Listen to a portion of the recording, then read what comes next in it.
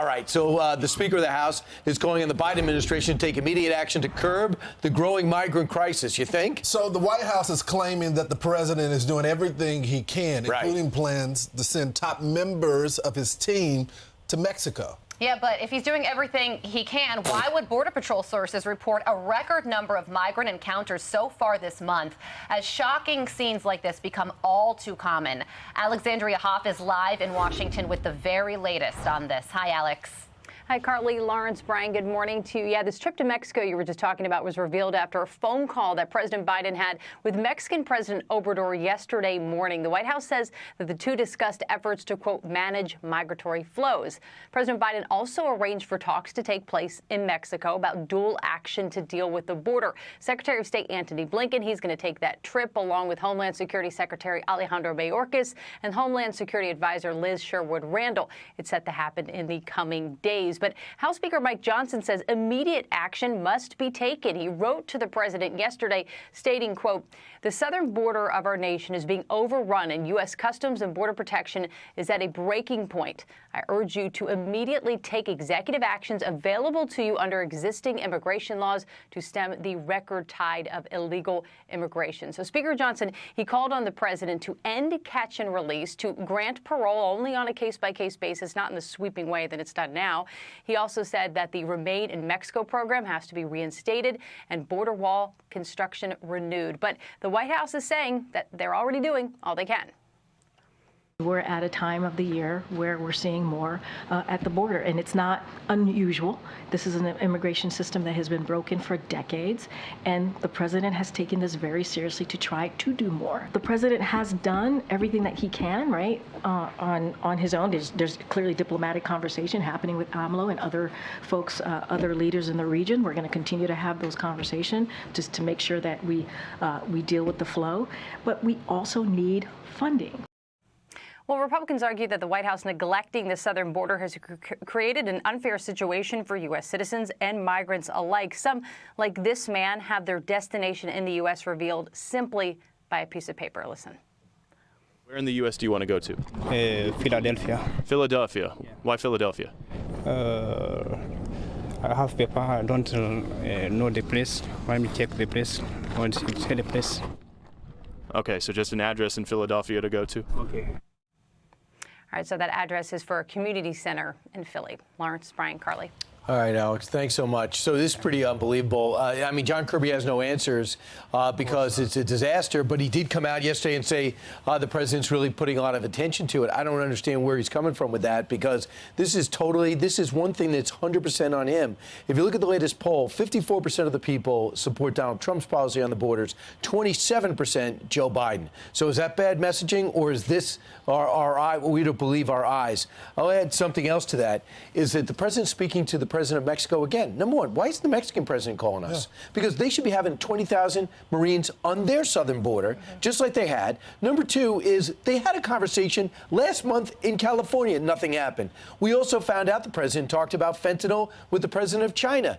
What happened? Nothing's changed at all. So now they're going to send two people, Mayorkas, an epic failure, and Antony Blinken, who could have been doing this on his own anyway with these countries, out to Mexico to talk about some type of fix. The pressure's got to be on all those Central and South American countries to keep their people there, or you're going to lose your aid. And you have to be able to forget about money. You have to forget to put in the Remain in Mexico policy and that First Nation policy. The first nation you step into, that's where you apply for citizenship here or admission here or a visa here. And if you come directly, you immediately go back. You know, Carly, whenever I see the border raging like this, and we haven't seen anything like this since the Haitian migrants were coming across the border. We were down there reporting on that. I contact the border agent and I say, what's going on out there? Talk to Texas, they said this is the worst we've ever seen. And it's not just at the Texas border, it's happening in Arizona as well. We've seen what's happening in Florida as well, where you got folks coming across the border illegally by boat. It's like fully surging. But I'm so confused. Okay, we know what the president did on day one. He ended Remain in Mexico. He stopped all the funding, got rid of the technology that they were going to build on the border. But he also, when things started to get bad, said that Kamala Harris was the border czar and that she was supposed to be working on the diplomacy and the root causes of this. Why do we have the Secretary of State now working on this. Has she not been able to do the job? Has she been replaced? Then you have Mayorkas, who suddenly now wants to get involved with this. He went on Capitol Hill and said that they have operational control. Has that now changed?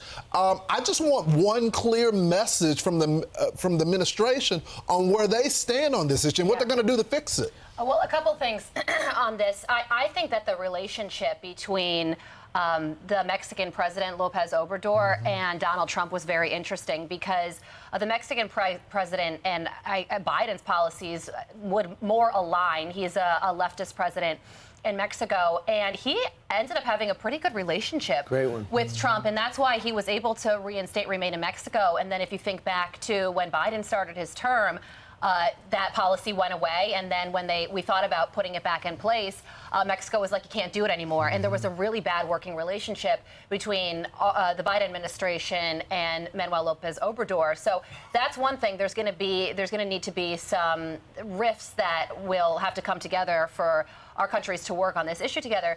The other thing that I thought was really interesting yesterday was this press conference with John Kirby. And Hillary Vaughn asked a really important question. Because Border Patrol has been saying all along, we are not enforcing the border, we are just processing people in.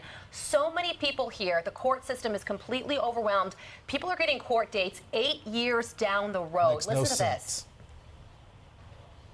Some illegal border crossers are being given court dates in 2031. What are they supposed to do here for 7 years? Again, that's a better question put to the DHS. I'm not in a position to talk about specific cases like that. The president believes that we've got to do better at immigration. Someone's lived here for 7 years and presumably gotten a work permit and worked here. If their asylum claim is denied, are they really going to be deported, or is that just a problem for the next president? Again, I'm not going to get into hypotheticals about specific cases.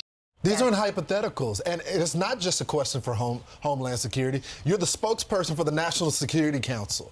Are you guys not tracking these people that are coming across the border? We know the amount of people that have been on the watch list that we've been able to capture. We haven't talked about the gotaways. Does the National Security Council have a plan while we're in all of these international conflicts to combat this? Are y'all tracking people? Governor of Texas is flying people now right into Chicago. First time, and the Chicago mayor's calling out, the Texas governor, as is others. So we have a war between the states because the president does not do his job. And Brian, speaking of flights, I don't think this is getting enough attention. Eric Adams is now giving one-way plane tickets to migrants in New York City. He set up a whole office within the New York City government to do this, and he said he called Abbott inhumane and un-American for doing the same thing when Governor Abbott was sending migrants to New York. Have the tables turned now that there's a huge crisis here? He's doing the exact same thing. But all of them are criticizing Abbott. Biden was flying people there. I remember tracking one of the flights to Westchester and then putting them on a bus. None of them had anything in the night. They're still doing it. Had anything to say about that. They're still doing it. And they stopped it in Jacksonville, Florida, because Governor DeSantis aggressively said, "Oh, we're going to put you right over to Martha's Vineyard." So they stopped. This is crazy because they won't enforce the border. Meanwhile, I'm Steve Ducey. I'm Brian Kilmeade. And I'm Ainsley Earhart. And click here to subscribe to the Fox News YouTube page to catch our hottest interviews and most compelling analysis.